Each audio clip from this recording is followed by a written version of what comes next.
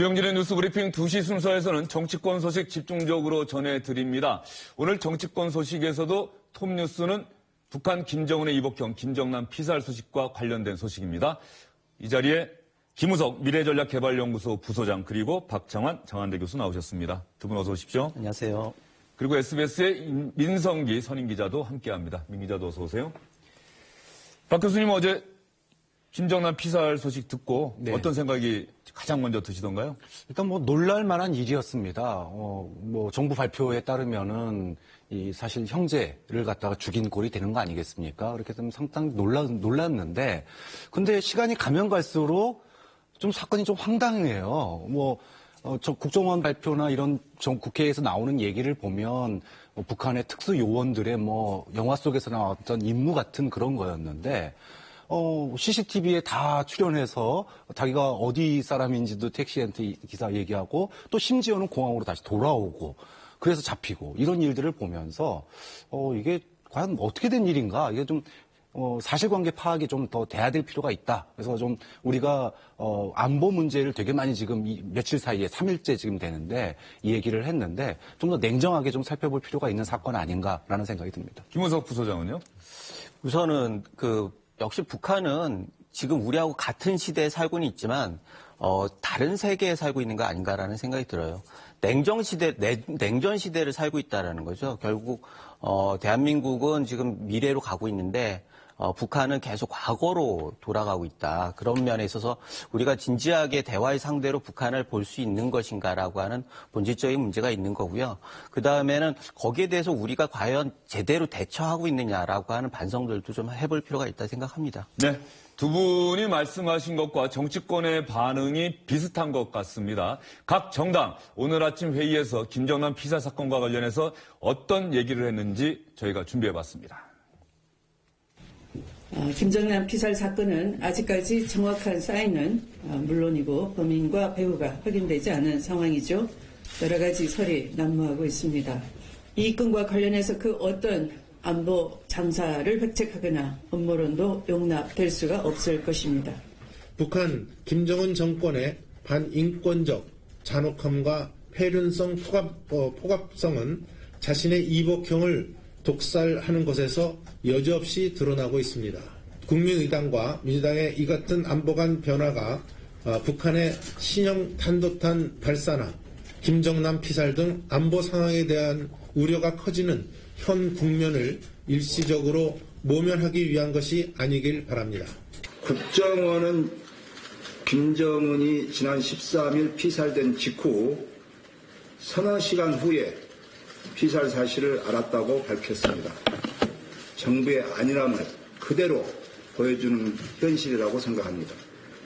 정부는 국민들이 불안해하지 않도록 계속되는 북한의 도발에 철저히 대비해야 될 것을 다시 한번 촉구합니다. 북한의 동포들은 아버지의 생일상을 큰아들의 제사상으로 만들어버린 김정은의 반인륜적 공포 통치에 떨면서 줄임배를 움켜쥐고 있을 것을 생각하니 참 통탄스럽기 그지없습니다. 비슷한 것 같기도 하고 참 다른 것 같기도 하고 각 정당들의 반응이 이렇게 나왔는데요. 민성희 기자. 네. 김정남 피살 사건이 그렇다고 한다면 우리 지금 정치권 마치 대선 정부 비슷하게 움직이고 있는데 안보 이슈를 부상하게 하는 하나의 계기가 된 건가요? 어떤가요? 그런 계기가 됐다고 볼 수 있습니다. 특히 보수 쪽 입장에서 보면은 안보 이슈를 이 김정남 살해 사건뿐만 아니라 사드 문제까지 엮어가지고 지금 선두를 달리고 있는 문재인 전 대표 안보관을 공격하는 데 좀 활용하고 있고요. 문재인 전 대표 측은 오늘 외교안보 자문단 이런 것도 구성하면서 아주 발빠르게 그 파문을 좀 차단하기 위해서 발빠르게 움직이고 있습니다. 오늘 문재인 전 대표는 이 안보 문제를 정치에 이용하는 것 자체가 적폐다 이렇게 치고 나왔습니다. 예. 문재인 전 대표가 이 안보 문제 나오면은 상당히 좀 민감한 반응을 좀 보이고 있는 것 같기도 하고요. 지금 보수 진영을 향해서 나한테 이 안보관을 문제 삼을 자격이 없다 또 이런 주장도 하고 있지 않습니까? 본인 입장에서는 내가 특전사 출신이고 그리고 부모님은 북한에서 넘어온 월남 가족인데 나한테 대고 자꾸만 종북이다 이렇게 하는 거는 심한 공격이다. 인격적인 모독에 가깝다. 이렇게 주장하고 있습니다. 그렇다면 문재인 전 대표를 비롯한 여야의 차기 대선 주자들은 김정남 피살 소식을 듣고서 어떤 생각, 어떤 얘기를 했을까요? 만약에 그 정치적 암살이라면 있을 수 없는 아주 야만적인 일이라고 그렇게 생각합니다. 정부가 하루빨리 사실관계를 확실히 파악하고 경악스럽죠. 네. 그것이 북한의 체제 불안적 요소인지 어떤 요소인지 아직 우리는 정확한 내막은 모르겠습니다만 그러나 아주 경악할 사건입니다. 지금 사실 확인이 중요한 시점입니다. 말레이시아 정부 그리고 이제 우리나라 정부가 그 분야에 협조해서 정확한 사실들을 국민들께 밝혀야 합니다. 남북 관계에 있어서 북한의 인권 문제에 관심을 가져야 될 중요한 계기라고 생각됩니다. 김정남 피살 뉴스를 접하고 정말 큰 충격을 받았습니다. 이 사건은 김정은 집단이 우리 상상을 초월할 수 있는 그런 도발을 언제든지 저지를 수 있다는 점을 다시 한번 일깨워줬습니다. 여야 차기 주자들의 반응을 들어봤는데요. 세 분께 한번 똑같은 질문 드려볼게요. 조금씩 결이 좀 다른 것 같죠? 어떤 특징이 있을까요? 이번 김정남 피살 사건을 바라보는 대선 주자들의 시각. 아무래도 뭐 보수 진영의 대선 주자들은 소위 안보관 문제라는 게 보수 진영에서는 굉장히 다 상대편 후보를 공격하기 좋은 그런 이슈이기 때문에 어떻게든지 키워야 되는 입장인 것이고 상대적으로 또 이 야권의 좀 진보 쪽에 가까운 주자들은 사실은 이 안보관을 가지고 소위 종북으로 공격받는 거에 대해서 하도 예전에도 여러 차례 공격을 받아왔기 때문에 심리적으로 거부감도 있고 전략적으로도 좋은 측면이 아니기 때문에 그런 파장을 좀 줄이려고 하는 그런 입장이 있을 수밖에 없는데요. 최근에 가장 주목되는 것 같은 곳은 국민의당입니다. 사실은 국민의당이 그동안에 사드 배치에 관해서 거의 반대가 당론이었는데 어제 보면 주승용 원내대표가 이제 당론 변경을 한번 검토해 봐야 되겠다 이렇게 얘기를 하고 있고 이미 안철수 전 대표 같은 경우에는 과거에는 이게 국회에서 재검토해야 된다 이런 입장을 표명했는데 최근에 오면 이게 안희정 전 지사와 거의 유사한 그러니까 이게 이미 협정으로 다 결정이 된 거면 뒤집기 어렵다 이런 쪽으로 약간 선회라고 있거든요. 반면에 또 박지원 대표 같은 경우에는 아직까지도 사드 배치 문제에 대해서 부정적인 그런 입장입니다. 박지원, 정동영 의원도 마찬가지다. 예, 뭐 이런 그렇습니다. 기사가 그러니까 있던데. 이 국민의당과 안철수 전 대표가 어떻게 사드에 관해서 입장 정리를 하느냐 여기가 관심의 포인트인 것 같습니다. 김우석 부소장은 어떻게 보세요? 지금 대선 주자들이 하나, 둘, 셋, 5명의 반응이 나왔는데 사실 네. 보수 진영 후보라고 할 수 있으면 유승민 의원밖에는 없어 보이고요. 뭐 안철수 전 국민의당 대표는 중도다 이렇게 볼 수가 있을 텐데 어떤 차이가 있다고 느끼셨어요? 안보에 있어서는 여야가 있을 수 없다라고 하는 게 누구나 하는 얘기예요. 그러나 안보 문제에 대해서 만큼 차이가 나는 것도 없는 것 같습니다. 지금 대선 국면에 있어서. 그런 면에서는 지금 지금 얘기했듯이 다 결이 다르잖아요. 그걸 보면은 결국 이번 대선은 어떤 식으로 갈 것인가라고 하는 게 대충 감이 잡히는데 문제는 여야의 관계가 아니라 야당 내에서의 차별성도 굉장히 중요하다는 거죠. 아까 말씀하셨듯이 국민의당에서도 지금 안철수 전 대표가 이렇게 선회하고 있지 않습니까? 왜냐하면은 안보는 보수, 경제는 그 진보 이렇게 얘기했던 걸 가지고 총선에서 승리를 했는데 그 다음에는 안보 문제는 완전히 또 진보 쪽으로 갔어요. 그래가지고 지지도의 정체를 하는 와중에 마침 이런 상황이 터지니까 잘 됐다. 그리고 다시 그 안보 쪽에서는 보수 쪽으로 가는 분위기예요. 그런데 이게 반등의 기회가 있을지는 또 더 지켜봐야 하는데 그 결정적인 원인이 결국 민주당 내에서 안희정이라고 하는 존재가 결국 보수 진영의 그 바람에 부응해서 안보 문제에서는 약간 보수적인 얘기를 하고 있단 말이죠. 그런 면에 있어서는 민주당 내에 두 가지 기류가 어떻게 안보라는 측면에서 두 가지 기류가 국민들한테 어떻게 어필하고 그것이 안희정 바람에 기름을 부을 수 있을지라고 하는 측면에서 굉장히 중요한 대목이다 이렇게 생각이 됩니다. 박 교수님, 예. 국민의당 입장이 주목되는 이유 중에 하나는 국민의당이 지금 소위 스몰 텐트 치겠다는 거 아닙니까? 이 스몰 텐트를 치는데 만약에 안보 문제도 보수 쪽으로 이렇게 스탠스를 잡는다. 사드 문제도 보수 쪽으로 스탠스를 잡는다 그러면 나중에 추후에 바른정당에서 후보가 생겼을 때 이게 텐트가 좀 더 커질 수 있는 계기가 마련되는 거 아니냐. 이런 측면에서 눈길이 가는 그러니까 대목인 것 사전 같습니다. 정지 작업으로도 볼 수 있다. 그러니까 이제 연결고리가 생긴다. 이렇게 볼 수 있는 거죠. 그게 굉장히 중요한 말씀인 게 지금은 빅텐트라고 하는 게 문재인 대표 이외 비문 진영이 전체가 참여하는 거 아니겠습니까? 거기에서 가장 중요한 건 역시 안보 문제에서 그 문재인 전 대표가 약간 고립되는 그런 분위기가 지금 보이는 거고 사드 문제라 이런 걸 보면 안희정 대표가 지사가 민주당 내에서도 다른 목소리를 하고 있다는 측면에서 지금 말씀하신 거는 굉장히 지켜봐야 할 대목인 것 같습니다. 네, 그 부분도 뭐 한번 저희가 지켜봐야 될 포인트 같고요. 박 교수님, 김정남 피살 사건과 관련한 대선 주자들의 반응, 미묘한 온도 차이 느끼셨습니까? 지키려는 자와 뒤집으려는 자의 이 몸부림이 느껴집니다. 예. 아무래도 문재인 대표 측에서는 빌미를 주지 않겠다. 뒤집어질 빌미를 주지 않겠다. 그래서 안보 부분에 대해서 몸조심하는 게 느껴지고요. 쫓으려는 자, 안희정, 안철수 이 두 안씨는 안보에 대해서만큼은 중도층에서는 내가 기선을 잡겠다라는 게 보이고 지금 유승민 의원이라든지 이런 보수 측에서는 이번 기회에 안보를 갖다가 이번 기회에서는 이슈로 삼으려고 하는 그래서 사드도 우리 돈 내서 두세 개 더 하자 이런 얘기까지 지금 하셨어요. 그러니까 지키려는 자와 뒤집으려는 자의 이 치열한 이 안보 이슈화가 되는 거고 한쪽에서는 거기에 빌미를 주지 않겠다 이렇기 때문에 근데 과연 안보가 이슈가 될까요? 그건 좀 지켜봐야 될 것 같습니다. 예. 어쨌든 간에 대선 주자들은 현안이 발생할 때마다 그 현안에 대한 입장을 묻는 기자들의 질문에 답변을 해야 합니다. 그래서 상당히 피곤할 수도 있을 텐데 그게 또 대선 주자, 대통령이 데려가는 정치인들이 당연히 감당하고 감수해야 될 숙명이 아닌가 싶은 생각도 들고요. 대선 주자 얘기가 나왔으니까는 오늘 새롭게 나온 여론조사 지지도 여러분들도 관심이 많으실 텐데요. 저희가 한번 보여드릴게요. 매일경제의 레이더 P에서 의뢰를 했고요. 리얼미터에서 조사를 한 겁니다. 13일부터 어제 15일까지 4월 동안 조사한 거고요. 이 자세한 내용은 중앙선거 여론조사 공정심의위원회 홈페이지 보시면 알 수 있습니다. 문재인 전 대표 지난 조사 때보다 0.2%포인트 떨어졌지만 여전히 압도적인 차이로 1위입니다. 황교안 대행이 그 밑에 있습니다만 황교안 대행이 3위고요.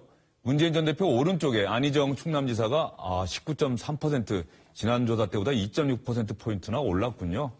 그리고 황교안 대행, 안철수 전 국민의당 대표, 이재명 성남시장, 유승민 의원. 유승민 의원은 지난 조사와 차이가 없고요. 똑같고요. 안철수, 이재명 두 주자는 떨어졌습니다. 문재인 전 대표도 떨어졌고요.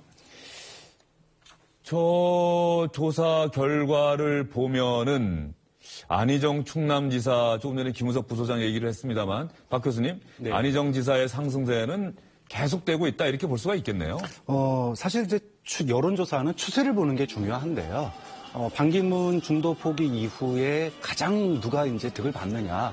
결과적으로 오갈 곳이 없어진 보수와 특히 이제 중도에서 약간 보수에 가까운 분들이 그 대안으로서 지금 안희정 지사 쪽으로 많이 가고 있고 또 보수 쪽에서는 황교안 총리 쪽으로 가고 있다. 이게 좀 추세적으로 눈에 보이는 것 같아요. 근데 좀 한 가지 재밌는 점은 보수와 중도층에서 야권 주자에게 표가 간다. 이게 얼마나 보수에서 표줄 사람이 없으면 진짜로 야권 주자한테까지 가서 지지율을 올려줄까. 참 이런 생각에서 보수의 지금 이 소위 상태가 주자가 그만큼 없다라고 하는 것의 반증이 안희정 지사의 상승 안에는 좀 포함되어 있다. 그렇게 보면은 참 보수 측에서는 좀 씁쓸한 그런 지지율 변화라고 볼 수 있겠죠. 이번 조사에서 특징적인 부분이 안희정 지사가 1일 조사, 리얼미터가 매일매일 조사를 하는데 1일 조사에서 20%를 넘은 날도 있었다는 거예요. 그래서 문재인 전 대표 측이 긴장할 수밖에 없지 않느냐 이런 얘기가 나오던데요.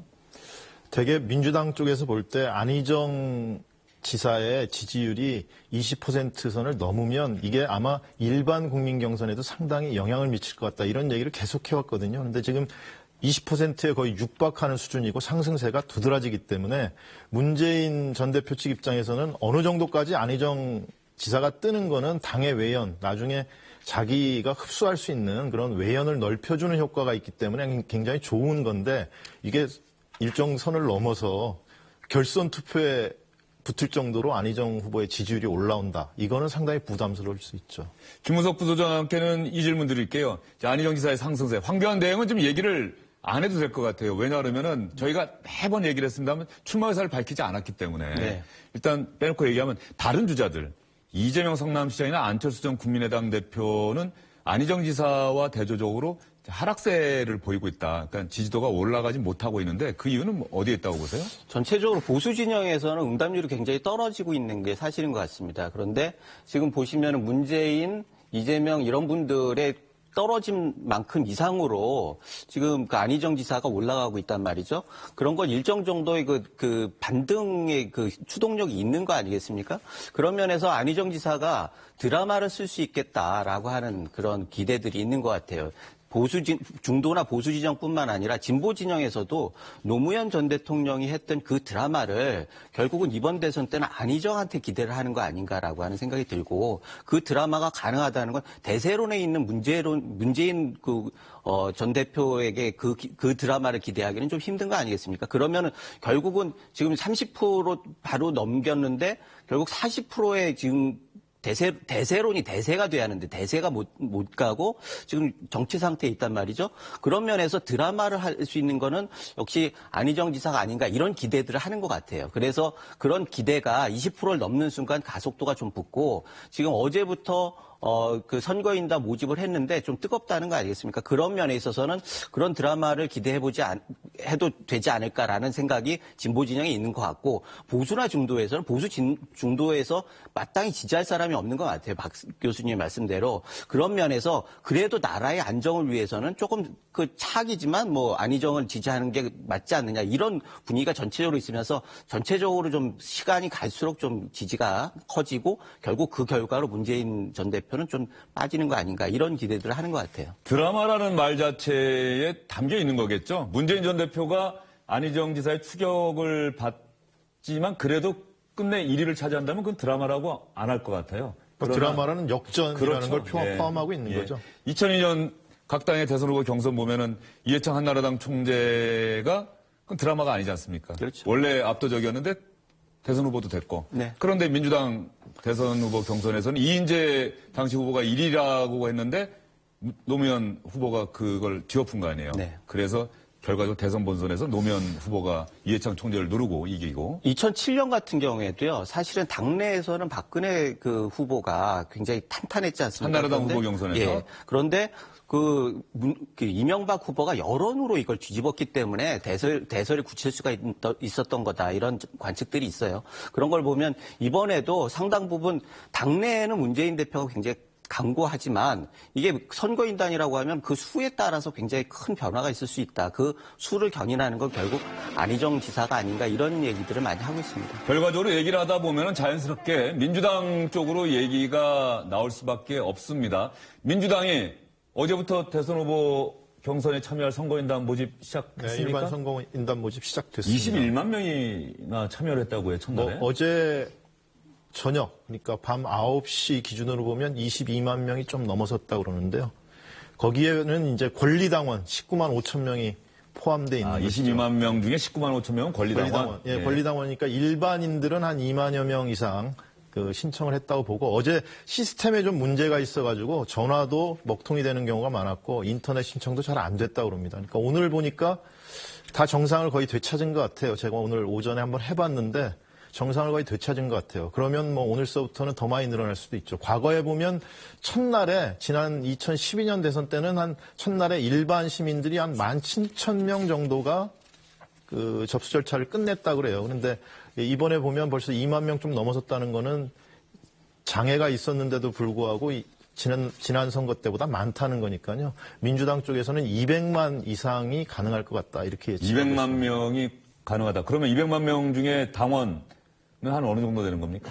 한 19만 5천 명 정도 되는 거죠. 19만 5천 권리당원 빼고 나머지는 이제 당원이 아닌 거예요? 당원도 참여할 수 있고 일반 국민도 참여할 수 있고. 일반 당원 플러스 시민 이렇게 되는 건데 과거에 보면 지난번에도 보면 100만 명 정도 모집을 하면 실제 투표에 참여하는 것은 한 57만 명, 8만 명 뭐 이런 조금 넘는 수준. 그런 수준이었습니다. 200만 명 모집한다면 한 100만 명 정도가 이번에는 뭐 선거 열기가 높아지면 더 많아질 수도 있는 거죠. 예. 박 교수님, 민주당 입장에서 보면 말이죠. 200만 명 선거인데 상당히 의욕적이고요. 뭐 우리 정당 사상 유례를 찾아볼 수 없을 정도의 완전 국민 경선이 될 수가 있는데 200만 명이 모인다. 네. 그러면 이제 이런 시각을 갖고 있는 분들이 많아요. 아이, 그래도 이게 다 조직표겠지. 문재인 전 대표가 압도적이니까 문재인 전 대표가 절대적으로 유리한 거 아니겠어? 이런 시각들이 많은데 박 교수님 동의하십니까? 아니면 다룰 수 있다고 보십니까? 저는 200만 명이라고 하는 숫자가 사실은 이건 조직으로서 통제는 불가능한 숫자라고 봐요. 근데 지난 대선이 생각납니다. 무슨 얘기냐면 문재인 전 후보죠, 당시에. 낙마를 했음에도, 그러니까 낙선을 했음에도 불구하고 얻은 득표수를 보면 이명박 대통령 당선 득표보다 더 많았습니다. 근데 문제는 상대적이라는 거죠. 그렇죠. 즉, 이번에 소위 200만 명 모집이 가능한 이유는 안희정 지사의 효과가 분명히 있을 것 같아요. 그런데 경선판이 뜨거워지면 뜨거울수록 오히려 상대방, 그러니까 소위 당시의 세대 갈등처럼 젊은 층이 문재인으로 집결하면 집결할수록 상대적으로 노년층의 집결도 박근혜 당시 후보에게 집결했듯이 지금 문재인 후보를 지지하는 이 지지층이 소위 안희정의 돌풍이 불기 시작하면 만만치 않게 상승 효과를 낼 거다. 문재인 전 대표 지지층이 안희정 지사 쪽으로 돌아설 수도 있을까요?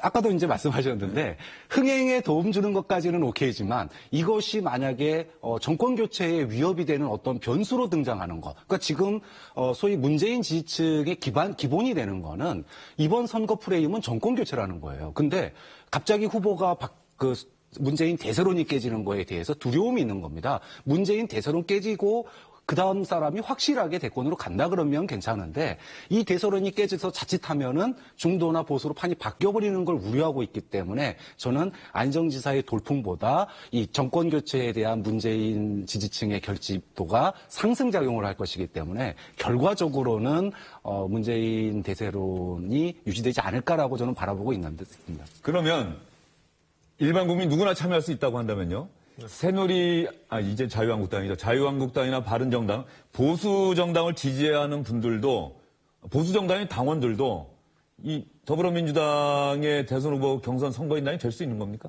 뭐 그건 아무 상관이 없는 거죠. 주민등록 인증, 본인 인증만 하면 여기 지금 뒤에 화면에 보이고 있는데 주민등록 인증 그리고 본인 인증하고 인터넷으로 신청하시는 분들은 공인인증서 인증만 하면 되는 거니까요. 그러면 역선택에 대한 우려 이 부분에 대해서 당에서는 뭐라고 설명합니까? 역선택의 우려 하시는 분도 있지만 대체적으로 보면 이게 워낙 사람이 많아지면 역선택이라는 게 거의 의미가 없다는 것이죠. 조금 전에 자막을 봤더니 가장 인상적인 게 첫날 70만 명이 넘게 문의를 했다는 거 아니겠어요? 그러면 김우석 부소장님, 보수 정당을 지지하는 사람인데 제가 오늘 또 들은 재미있는 얘기도 있고 그런데 문재인 전 대표에 대해서는 보수 진영에서는 상당히 불안감, 반감 이런 걸 갖고 있으니 차라리 민주당에서 안희정 지사가 되는 게 낫겠다. 그래서 이분들이 대거 민주당 선거인단에 참여 신청을 해서 선거인단 직접 투표도 하고 이런 얘기 좀 들어보셨어요?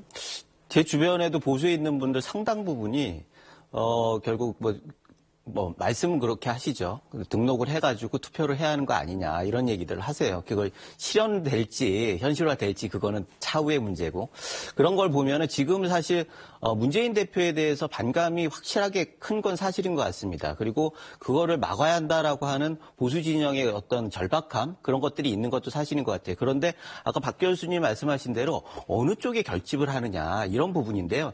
일정 정도 아까 200만 말씀하셨는데 200만 명이 넘어가면은 100만 이상이 넘어가도 통제가 잘 안 되지 않습니까? 새누리당 같은 전에도 새누리당 전당대회도 10만 이상이 가면 통제가 안 되는 거거든요. 네. 그러면 100만 단위로 넘어가면 통제할 수가 없다라는 거죠. 그리고 그거는 어떻게 보면은 오차 범위 내에서 민심을 잘 반영하는 거다라고 하는 생각이 첫 번째고 두 번째는 보수 진영에서는 지금 마땅한 대안이 없다라는 거예요. 그러면은 결국 국민들 입장에서는 경선에 참여하는 게 곧 대선에 참여하는 거다. 투표권을 행사하는 거다. 이렇게 생각할 수 있다는 거죠. 그런 면에서 굉장히 뜨거워질 가능성이 많고 그 다음에 결과 그 자체는 역시 민심을 좀 반영하는 거 아니냐 이런 생각이 드는 거죠. 아까도 그 역선택 이야기 하시는 분들이 주변에 많다고 그러셨는데 똑같은 현상이 벌어집니다. 30대, 40대에서는 역선택을 막기 위해서 경선에 참여해야 된다라고 하는 바람이 오늘 엄청나게 불기 시작했어요. 근데 그 말씀은 30대, 40대가 문재인 전 대표를 지지한다는 전제를 갖고 말씀하시는 거예요. 그러니까 이제 그런 거죠. 그러니까 그 정권 교체, 그러니까 촛불 민심이 정권 교체인데 이 변화에 보수층이 개입한다라고 하는 거는 정권 교체의 프레임이 깨진다라는 걸 우려한다라는 겁니다. 그렇기 때문에 이게 문재인 보호 프레임으로 상승작용을 일으킬 수 있다라는 거죠. 그런 의미에서 역선택 얘기가 나오니까 그거 나오기가 무섭게 문재인 방어론이 또 나오는 거예요. 뭐 역선택 문제가 과거와는 좀 다른 것 같아요. 그러니까 보수 진영이 소위 민주당 경선에 와서 역선택을 한다. 그러면 아주 쉽게 얘기하면 우리가 이기기 쉬운 후보한테 표를 몰아줘야지 그게 얘기가 되는 건데 안희정 지사한테 역선택을 해서 표를 몰아줘서 안희정 지사가 만약에 민주당 후보가 됐다. 보수에서 이기기 쉽다고 할 수 있을까요? 저는 더 어려울 것 같은데. 그게 이제 역선택이라는 게 말은 그렇다는 건데요. 그러니까 안희정 지사가 차라리 되는 게 낫다. 뭐 이런 생각을 한다는 거죠. 그런 만약 보수 쪽, 중도나 보수 쪽에서 가서 투표를 한다는 민주당 경선에서 투표를 해서 안희정 지사를 지지한다 하는 거는 역선택이라기보다는 조금 그래도 문재인 후보보다 안보나 이런 게 좀 덜 불안한 후보, 이런 후보를 찍겠다는 의지지 우리가 보수 후보를 보수에서 이기기 위해서, 본선에서 이기기 위해서 하는 역선택이라고 보기는 힘들 것 같습니다. 두 분의 말씀이 맞는 것 같아요. 김우석 부소장이나 박도준 얘기하신 것처럼 만약에 그렇다고 한다면 민주당 경선이 사실상의 본선이다라는 생각을 갖고 투표에 참여할 것이다. 이런 말씀이시고요. 사실 이게 상당히 분위기가 뜨거워지는데 더불어민주당 경선은 앞으로 저희가 좀 지켜보기로 하고요. 얼마나 모집되는지. 마지막 한 가지 질문을 우리 김우석 부소장께 좀 드릴게요. 네. 홍준표 경남지사가 오늘 항소심에서 무죄 선고받았습니다. 네. 홍준표 지사 대선 출마 선언하지 않을까요? 원래 무죄 선고받으면 대선 출마한다 이런 얘기가 많았는데 3시에 뭐 기자회견 한다 그러더라고요. 원래 1차에서 무죄를 확신을 하고 대선 준비를 했던 캠프 아니겠습니까? 그런데 1차에서 그 실형이 선고되고 좀 기다렸다가 지금 그렇지 않아도 뭐 나가고 싶었는데 보수 진영의 후보도 없고 실제로 그런 상황에서 무죄가 됐다. 그러면 가장 강력한 그 보수 진영의 후보가 될 가능성이 커요. 그런 면에서 오늘 3시에 출마하는 건 너무나 당연한 건데 오늘 3시에 출마 선언할 거냐 말 거냐 그게 관건이 되겠죠. 조금 전에 문자를 한번 넣어봤더니 할지는 잘 모르겠다 이런 대답은 왔는데 3시에 기자회견 한답니다. 박 교수님 어떻게 보세요? 홍준표 지사. 참. 대중적 인지도는 상당히 높은 정치인 아닙니까? 다른 당을 보면은 기소를 당하거나 이러면은 아예 공직 출마를 못 합니다. 근데 지금 이제 국민적인 여론이 뭐 돈 준 사람, 심부름한 사람의 말을 못 믿겠다 그래서 무죄가 나왔지만 판결이 1심, 2심이 엇갈린 거 아니겠습니까? 이런 상태에서 만약에 대선 출마한다 그러면은 지금 소위 새누리 자유한국당이나 이 보수 진영에 얼마나 사람이 없는지를 보여주는 또 하나의 반증이 될 뿐이지 이게 국민적인 어떤 이슈나 아니면은 뭐 영향을 미치기에는 상당히 좀 어렵다 이렇게 봅니다. 네, 홍준표 경남지사 3시 기자회견 내용 한번 지켜보도록 하고요. 요즘 SBS에서 밤 11시부터 1시간 조금 넘게 대선 주자들에 대한 국민 면접 방송하고 있지 않습니까? 어젯밤에는 안철수 전 국민의당 대표가 출연했습니다. 19대 대통령직에 지원한 안철수 지원자 어떤 대답들을 했을까요?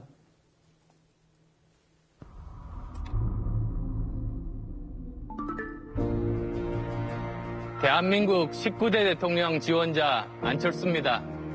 저는 부산에서 태어났습니다. 여러 직업을 거치면서 바이러스를 잡았습니다. 청년 시절에는 의사로서 사람을 괴롭히는 살아있는 바이러스를 잡았습니다. 그 후 컴퓨터 바이러스를 발견했습니다. 바이러스 잡는 백신 프로그램 V3를 만들어서 전 국민에게 무료로 배급했습니다. 지금은 낡은 정치 바이러스를 잡고 있습니다.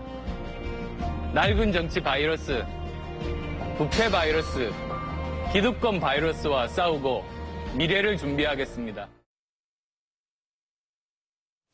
안철수 전 대표 상당히 차분하게 대통령직에 지원한 소감을 밝혔는데요. 구체적으로 패널들의 질문에 또 악플에 어떻게 대답했는지도 한번 보시죠. 순진한 철수가 노회한 박지원에게 밀린다. 그렇지 않습니다. 의논하고 합니다. 대화를 하시나요, 박지원 원내대표? 아유, 그럼요. 정말요? 예. 그러면 궁금해서 그러는데요. 박지원 대표는 안지원자한테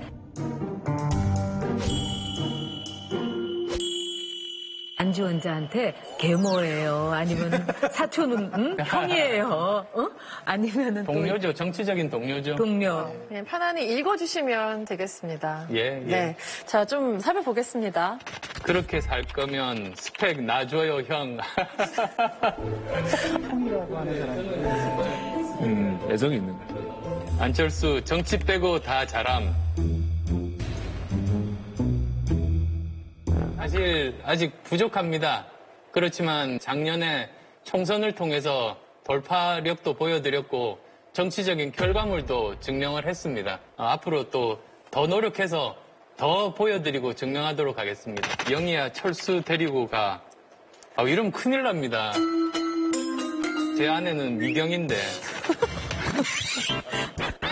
모든 악플을 다 받아들이시네요. 안철수는 어릴 때 반찬 뚜껑 덮고 혼자 밥 먹었을 듯.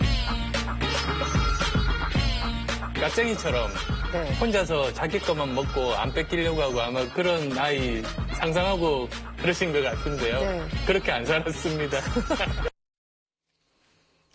오늘 밤 11시에는 유승민 바른정당 의원이 국민 면접에 출연합니다. 안철수 전 대표는 이달 마지막 주나 다음 달 첫 번째 주에 주영진의 뉴스 브리핑에도 출연할 예정입니다. 여기서 정치권 이야기는 마무리하도록 하겠습니다. 세 분 수고 많으셨습니다.